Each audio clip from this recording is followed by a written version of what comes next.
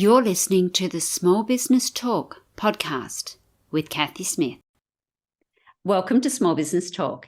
Today, my special guest is Caitriona Forde from Cait IT.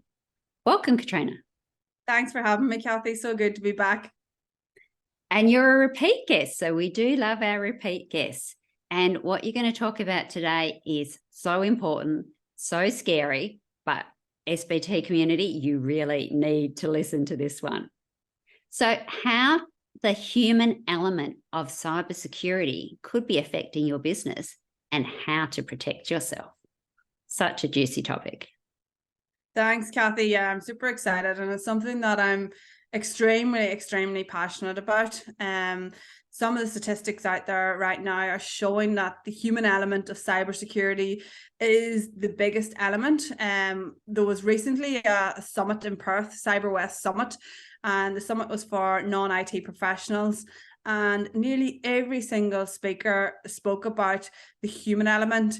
We had one very talented speaker from the US speak about that, statistics around that 90% of cyber incidents come from human error. But she challenged that. She said, if we were to look back at every single cyber incident, there's been a human element in every single incident that we look at. So therefore, it becomes imperative that we start to look at the human element and how do we resolve this issue. Businesses for the last 10, 15 years have been heavily investing in their technology, to improve their business. You set up a business and what's the first thing you think about is how to get an email account and a website and all these things that we need to keep our, get the business off the ground. And then the security side of it is normally an afterthought. Absolutely. And we see all that all the time with passwords and people sending passwords through emails and the whole bank details, credit cards, the whole lot going through emails. And then unfortunately, that is one of the ways they can get in, isn't it? Yeah. And do you know what? I had a really, timely reminder recently. I suppose because I've been in IT for such a long time, I take for granted the skill set that I have and how technology is pretty easy for me, to be honest. But I had a lady recently ask me to help her set up a password manager. Now, it's not something that I would normally do, but I've known this lady for quite a long time. She has a small business down in the southwest region, and she was up in Perth. And I said, sure, let's have a coffee, let's sit down together, and let's sort this out for you.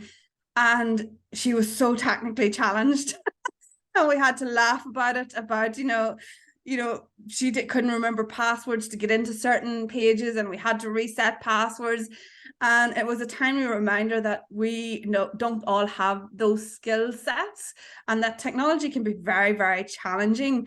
And when you're in a busy, place of work, or you're going through end of financial year and things like that, and you have a lot of pressures, or coming up to the end of the projects, and technology doesn't work for you, well, you're going to do whatever it takes to make it work, whether it's unsafe or not.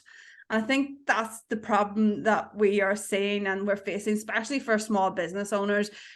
It's been a challenging economical time for many small business owners, so they may not be able to afford to pay for an IT professional to help them with these situations. So they'll go on to Dr. Google and they'll try and find a solution, and it might not be the most secure solution. So that's, I suppose, the challenge the small business owners also face. And then as you grow a team, you bring in team members in to help you grow that business and do tasks within your business. And again, they could be doing risky behaviours or risky tasks and unbeknownst to yourself. And I've seen that in some of the small businesses that I've worked with over the last few years.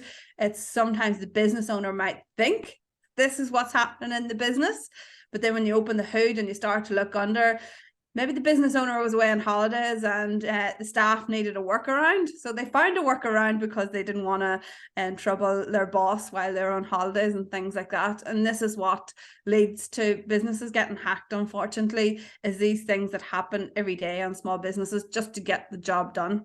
Absolutely. And people, like you say, they get busy, or you think I'll fix that later. Or sometimes they just don't even realise that what they're doing is risky, or is something that shouldn't be done, or somebody else has just asked them, I just need your credit card details. Oh, just whack it in an email and off it goes. Yeah. Oh dear.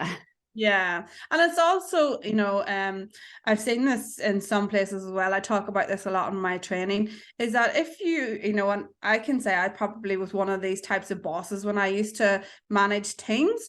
When I was stressed, I probably wasn't the easiest person to come and ask a question to, or to, report something to. So if you're somebody that is a highly stressed person, and maybe your team member has made a mistake, well, they might not want to come to you in times of stress in case you snap at them, or you're a bit agitated. And that's human nature. It's how we are, especially when we're working towards deadlines. We all have stress.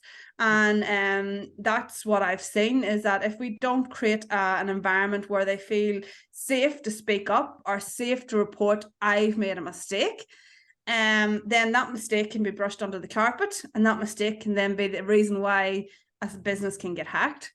And I see that quite a lot. It's one of the first things that I do is, how do we report when we make a mistake? And, I always ask the question, how comfortable are you reporting a mistake to your boss or to your direct lead or whatever? And it's quite alarming that people are like, God, no, I'm not going to report that. I don't want to get into trouble.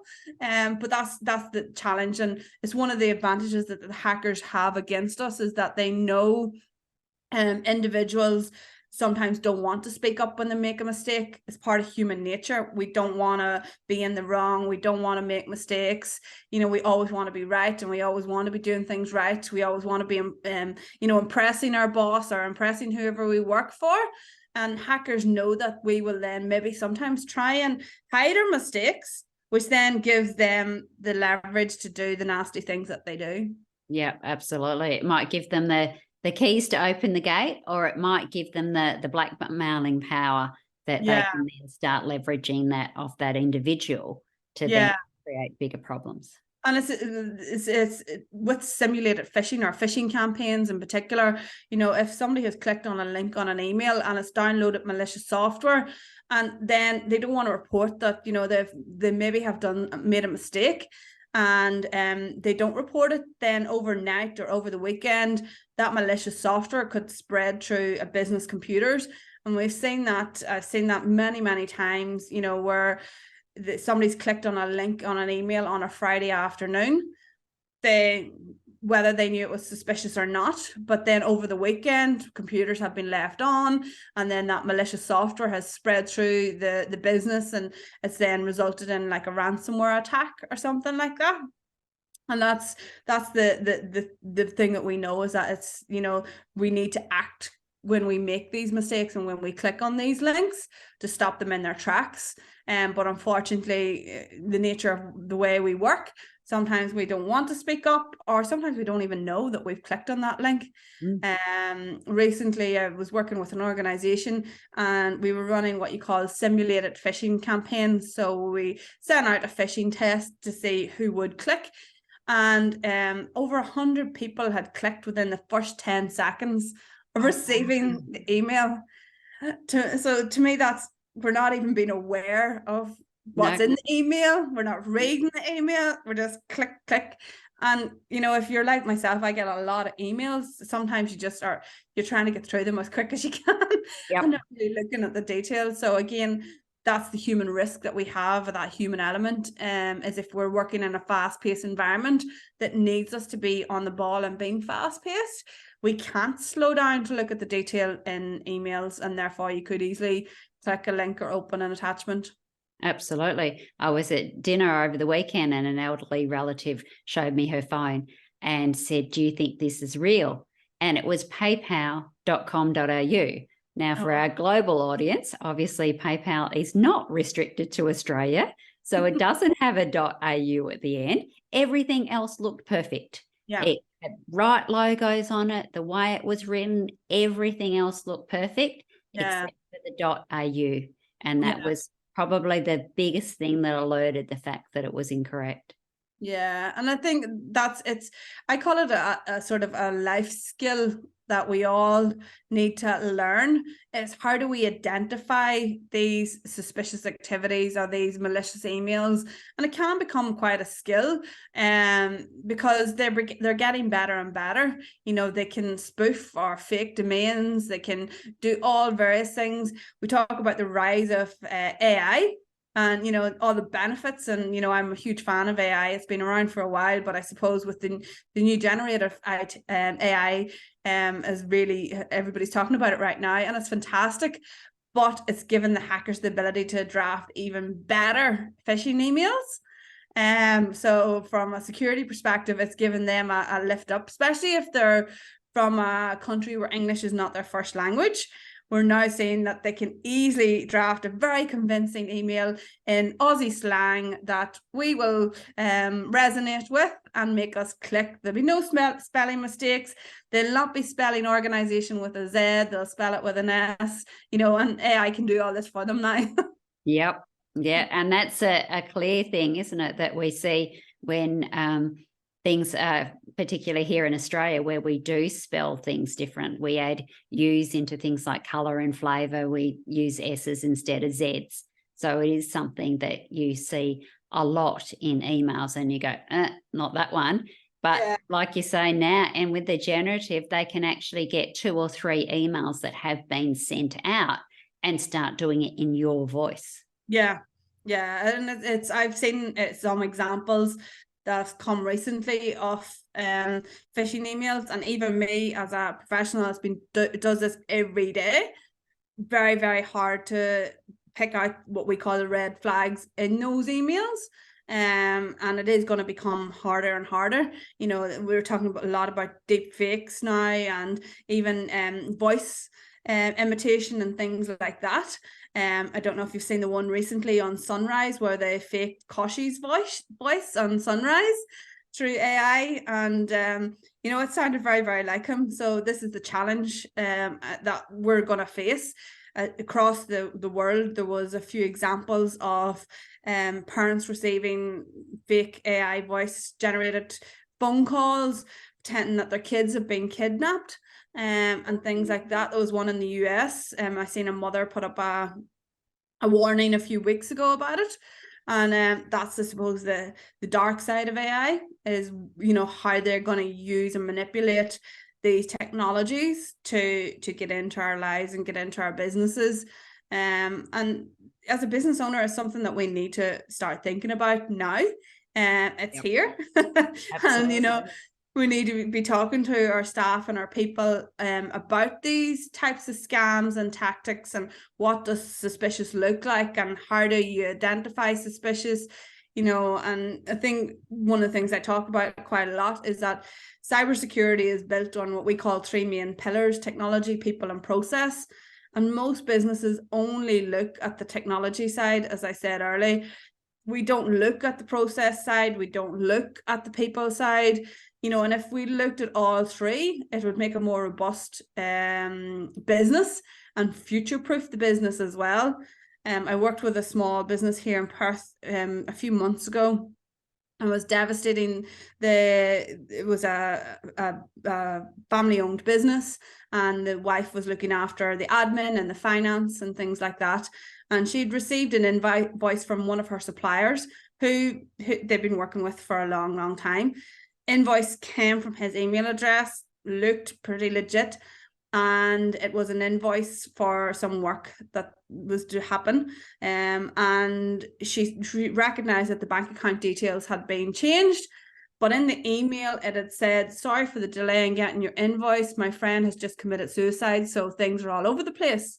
So she said she didn't want to phone up and, you know, ask why has the bank account details changed, because his friend had committed suicide. And it wasn't, the hackers had got into her mailbox, had stopped the invoice, had changed the text, changed the bank account details, added in the bit about the friend committing suicide, which wasn't real, and sent it on to her. And she paid that invoice. It was $50,000, and it was gone. And because there was such a strong relationship, they hadn't followed up on the payment. And Yep. it was like 7 days before they spoke about it. Why has the payment not been received? And then it was too late. The money had already been processed through the bank because they'd left it so long, you know, and that's where clear, yes, the technology failed because they shouldn't have been able to hack into her mailbox. When we traced it back, her password had been compromised as a data breach. And she'd been reusing the password. But again, you know, if she had process in place about phoning up and verifying, you know, there's so many things in that situation that could have prevented it. And that's, you know, it's happening everywhere. Like every week I'm hearing of another business paying fake invoices or transferring money and can't get it back. And in this climate, $50,000 could be the make or break of your business, you know, at the moment. Absolutely. I heard of a instance where it was an accounting company and they were sending out invoices and paying invoices on behalf of their clients, and somebody got in the middle and were changing them. And the figures were even higher than that. So it was, quite devastating for people. So you mentioned before about suspicious emails in particular and spotting the signs. So for the layman who's not in IT and doing it all the time like you are, what should we be looking for? There's always some key indicators if the email is fake. So I always, when in my training, say there's 3 questions that you should ask yourself when you open an email. First of all, can you verify that the sender is definitely who they say they are? I do a demonstration on how the human brain works. So the human brain actually, we only need to see the first and the last letter of every word, and we can read that word.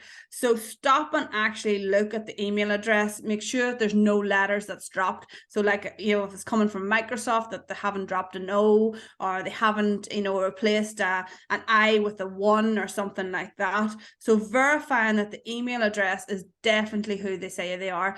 If it's coming, you know, hover over the email address, because that's what you can see what the real email address is, where it's coming from. So that's number 1, is always checking the email address and making sure that it's coming from them. Now, even if the email address looks legit, hackers, as we know, can hack into people's emails and send on behalf of them. So it might actually have come from them, but it's not them as a hacker. Second thing is look at the language that they're using. Hackers always want you to act now. So there's always going to be a sense of urgency, or there'll be a time limit on it. So if you don't respond now, your emails will be blocked. You have 24 hours or you will not be able to access your account. You have access to this document for 24 hours. These types of languages that makes you act now. They don't want you to file that email and say you'll come back to it later. They want you to take action now. And the third thing is, what is the email asking you to do? Hackers want you to normally click on a link on an email or open an attachment. Clicking on a link on an email will do 1 or 2 things. It can redirect you to a website to log in. So it might say it's coming from Office 365. I need you to reset your password. Click this link.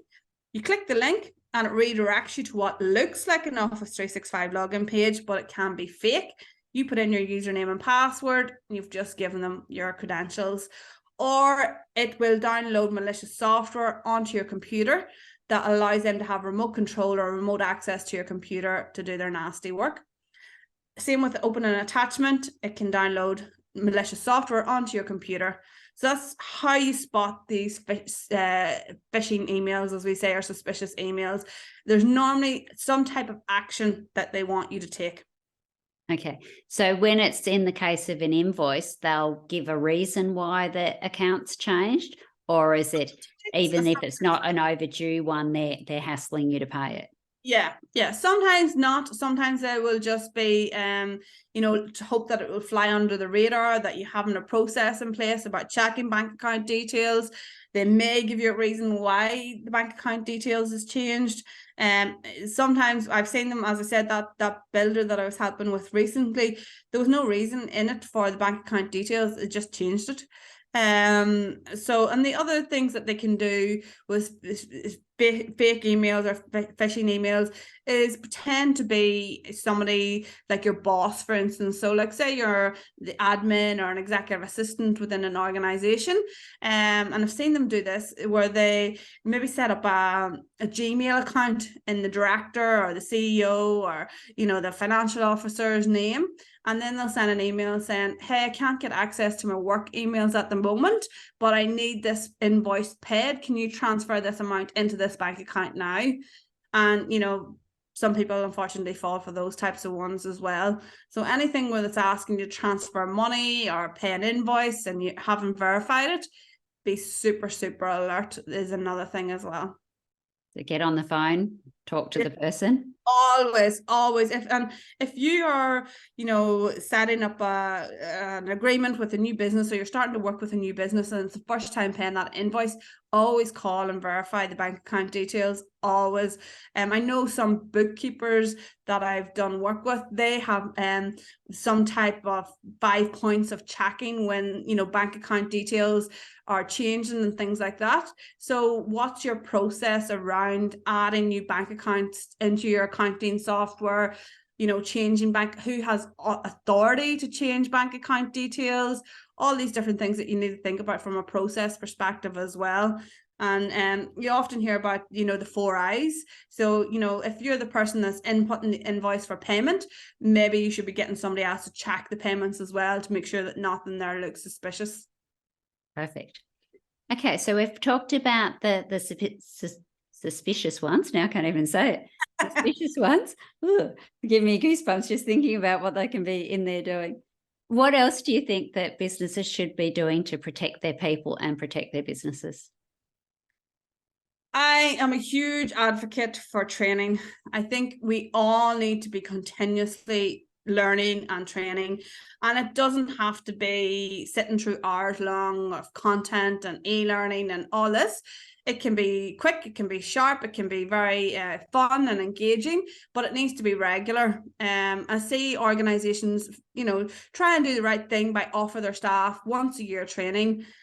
We are busy and we don't retain that information, you know, and unless it's constant reminder.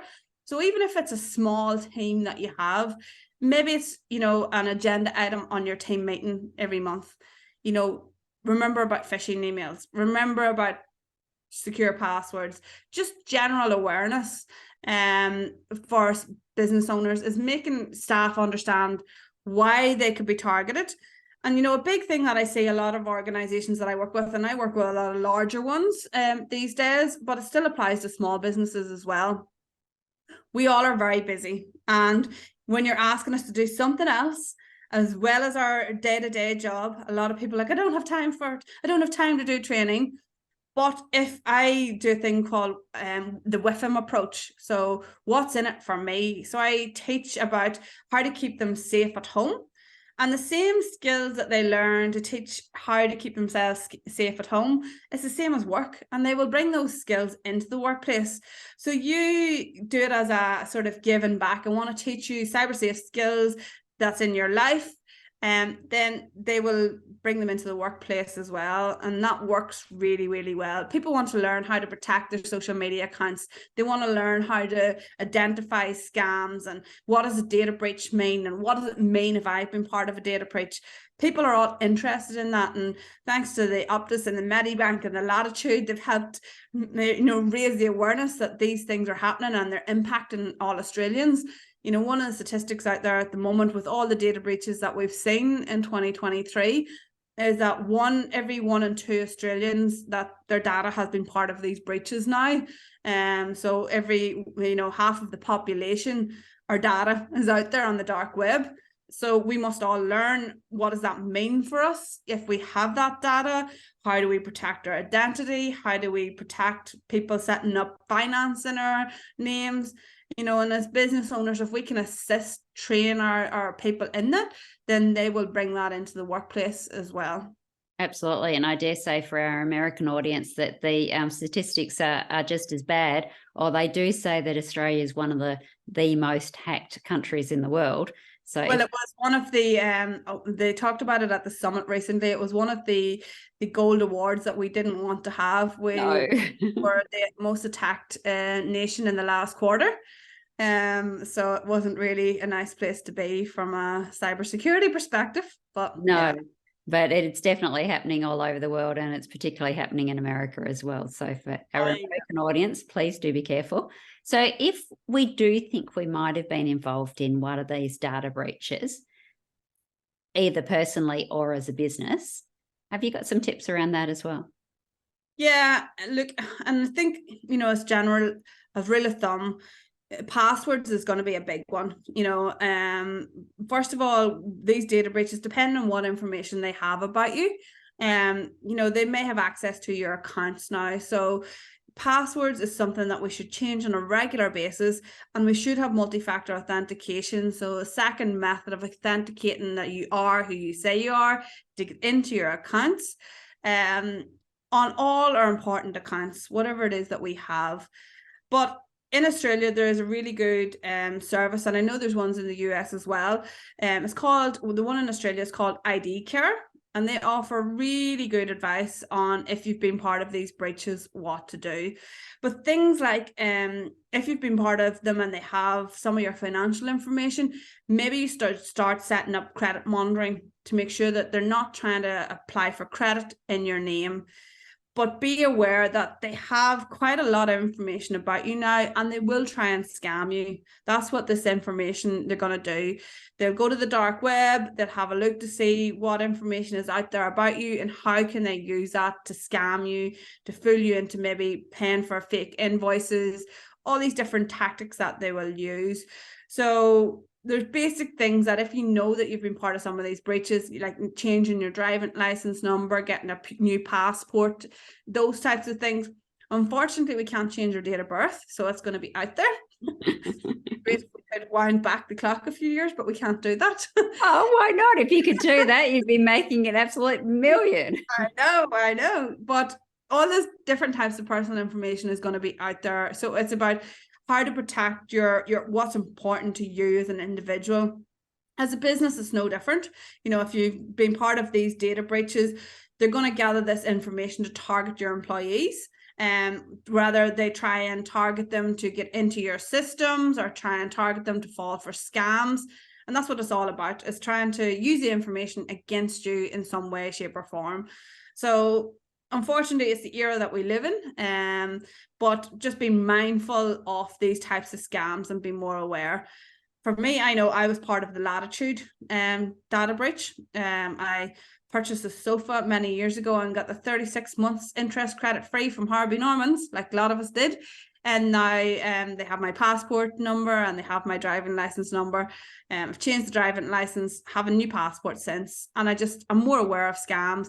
I, on a regular basis, get targeted. I shared with somebody this morning that on Sunday I was my phone started alerting that I had something happening on my LinkedIn account, and I had one lady liking all my posts.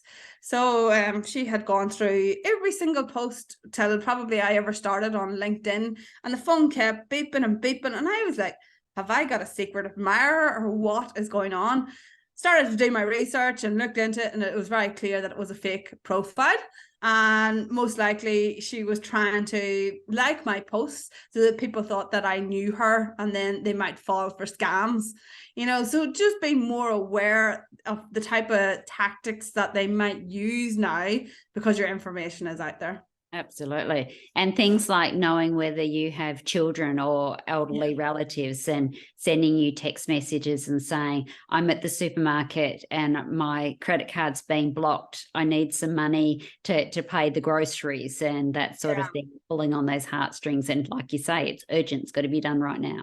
Yeah, in Australia as well. And, the resources actually does work for the US as well. We've got a place called ScamWatch, and it's a really good government initiative. You can go and see the types of scams that's happening out there at the moment.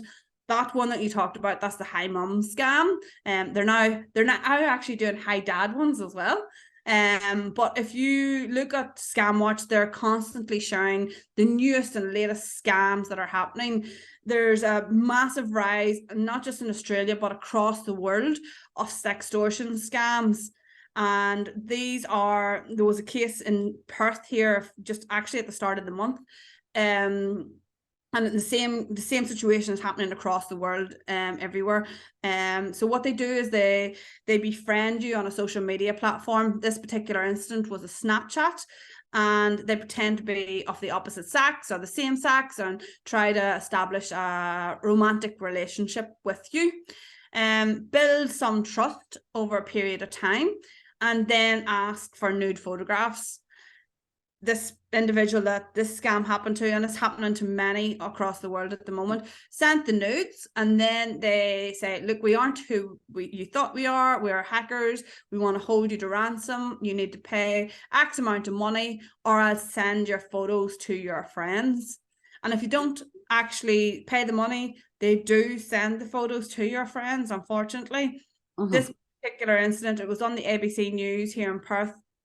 He was a backpacker that had just arrived in Perth, and he was trying to make new friends, and he was a bit lonely, started chatting to a female, thought it was a female, thought it was getting romantic, sent the pics, and then they asked for $600. He didn't have the $600 to give to them, so they sent the pics, and he said he had to go on and explain to all his friends and family why they were receiving these nudes. So it's happened across the world. There's a case of it back in Ireland with a young kid who was 16, and he ended up committing suicide because they sent the photographs to his school friends, which, as you can imagine, is devastating. Yeah. But the sextortion scam, it's big at the moment. So anybody listening, if you have family, friends, partners, anybody, just tell them about this scam, and think about what you're sending people, because once it's out there, it's out there. That's it. They say that you can delete it, and things like Snapchat, they say it'll only last 30 seconds, but it's not deleted permanently, because there is the residue, and those people that know how to get it can. And it depends where it's been shared before it's deleted as well. So don't think that Snapchat is safe. None of the social media platforms. And the other thing is that when you get on those social media platforms, you actually sign your copyright over to the social media platforms. So not only are the pictures out there, but you no longer have copyright over them. So please, guys, do not send any of that kind of stuff over any social media. Yeah, social media on a whole. I actually delivered a training session on it this morning for one of our local councils. It's just a haven for cyber criminals, and they're constantly on there scraping these social media platforms for information to use against us. And business owners in particular need to be very cautious about what they're sharing on their social media. I share about a case that I worked on, I think it was last year, about a small business owner had invited his executive assistant to a networking event, and she had never been networking before and was super excited, as we all are when we get out networking. And she took loads of pictures, done a wonderful LinkedIn post about this event, and 2 days later she received an email from what looked like was the event organizers, asking for some feedback on the event, which is quite normal. I'm getting a lot of that at the moment because I've been doing a lot of networking. But she clicked the link, filled out the survey, but it was malicious, and it downloaded ransomware onto her computer, and then it spread to the rest of the 20 computers in the office. All from attending a networking event and sharing it on LinkedIn. So just be cautious about, the type of stuff. I've heard one of an IT company sharing a good news story about one of their customers who had won an award. And then the customer got a phone call from a hacker pretending to be from the IT company, and they fell for it. So, just be mindful and cautious. They're out there and watching our social media. I love social media. I love connection. My family's back in Ireland. I'm living in Australia. Social media is how I stay in touch with everybody, and I love it, but we just need to be cautious with how we use it, especially for businesses as well. Absolutely. Now, this is a great topic, and we could definitely talk forever, but is there any last tip that you would like to tell the SPT community in closing? Just, make yourself aware of what's happening out there. There's loads of fantastic resources, no matter what country that you live in. Governments are now putting out loads of resources. If you're here in Australia, the government, the ACSC, if you go to cyber.gov.au, you'll find any amount of resources to keep yourself up to date with what's happening. There's lots of scams happening and there's lots of different things, but just create that awareness. It's part of our lives now. We need to embrace it. Don't fear it. I often say, you don't send your kid out to the shops without teaching them about stranger danger. And it's the same thing with using internet and technology. We need to learn how to use it safely and not be afraid of it. Absolutely. And I love that as a final piece. Now, if people, particularly enterprise level people in Australia, are looking to be more protected, or if they just want to get on your podcast or hear more about what you're doing, how do they find you, Kate? Yeah, so I'm very active on LinkedIn, Caitriona Forde on LinkedIn. You'll know if you've seen me because I've got red hair and red glasses. So I'm hard to miss. Also, I have a podcast. I co-host a podcast called West Coast Cyber. So we're on all good podcasting platforms. And we release an episode once a month, and we normally talk about what's happening in the industry at the moment and things to be aware of. I'm on Instagram. I'm Cait_cybersafe. So I share a lot of tips and tricks about basic cybersecurity and cybersecurity for small businesses. But reach out. I always love to help. And if I can't help, I will always point you in the right direction. Cybersecurity is something that is for everybody. We all need to work on this together. It is not an IT. It's not a cyber team's problem. It's something that we all need to learn to uplift our skills to keep the whole world safe, not just our businesses and ourselves. Absolutely. And I know you've done our 5 questions before because you're a serial podcaster in the best ways, but I might just ask you 2 quick ones. Go ahead. What is your one non-negotiable? What do you have to do every day? Definitely walk. I have to walk and listen to a podcast. Yeah, it's my non-negotiable. Fantastic. And what is your favorite business book and why? Ooh, well, it changes all the time, I have to say. But there was one that I listened to. It's called Chill and Prosper by Denise Duffield Thomas. Yep. An Australian lady as well. And I was just completely amazed with just, her outlook and how to, manifest and be chill and, stop the stressing and the worrying. And so, yeah, that's the one that's my hot favorite at the moment. Absolutely. I've been a fan of Denise DT for a very long time. So I have all of her books. And a long time ago, I went to the Gold Coast and met her in person. So that was I'd love to meet her. Yeah. Yeah. She's definitely a dynamo, and she's come a long way since then as well. So thank you so much, Caitriona. Really appreciate your time, your wisdom, and sharing it with the SPT audience. Thanks for having me, Cathy, and keep doing these episodes, and let's get to 500. And maybe you can come and be our 300th episode guest. Let's see where it goes. So SPT community, remember, enjoy your journey. Pick one tip from today's episode, take action and implement it. Let's meet again next week at the same time and place. Until then, take action. And SPT community, enjoy your journey.